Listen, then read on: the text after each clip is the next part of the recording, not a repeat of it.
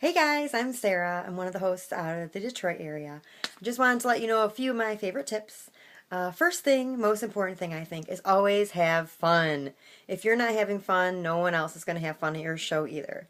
Sometimes I make up dumb answers that people did not actually turn in, but I don't tell them nobody turned them in. For example, if the question is what state is such and such in, I might say, okay, guys, Detroit was not the right answer. For those of you that wrote Detroit, maybe trivia is not for you, or things like that.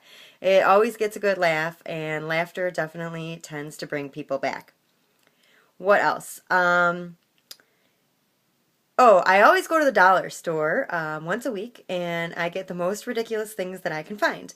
I don't spend a lot of money. I maybe spend 10, 15 bucks a week for all of my shows, and I will just get the dumbest things I can find, and also candy. Whatever kind of most candy I can buy for $1.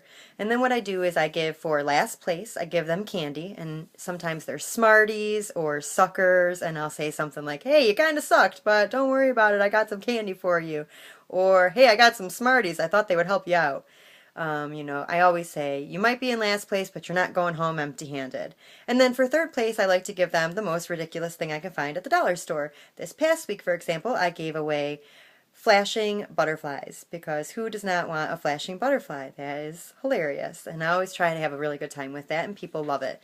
Also, I love to ask people to check into my Facebook page. So in game number 2, I give them an opportunity between questions 1 and 5 to check into my Facebook page, Sporcle Trivia with Sarah, and they actually have to write on their own Facebook page, I'm out playing trivia at Sporcle Trivia with Sarah. And if they show me that, I'll give them bonus points. So since they can get bonus points with the newsletter and such with game 1, this gives them an opportunity to get a couple extra points with game 2. And people really get a kick out of it.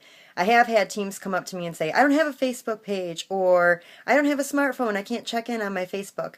And I say, that's okay, and I'll come up with something stupid that they get to do to get those points too, because really, you just want to make sure you have a fair playing level field for everybody. So maybe I'll have them draw me pictures with all of their questions from questions 1 to 5 or something like that. I also love musical clues, and I always say at the beginning of my shows, hey, I love musical clues, so you may hear one or two, but you may also hear a musical screw you, where you think it's a clue, but really it's not. It's just meant to see how many people I can get to turn in the wrong answer. Because, hey, let's face it, I gotta entertain myself too. And people always have a good time with that. Sometimes there is not even a musical screw you, but they never are sure if it's a musical screw you or a clue. And it is really funny when it is a musical screw you and people turn in the wrong answer, because that is very entertaining and very funny.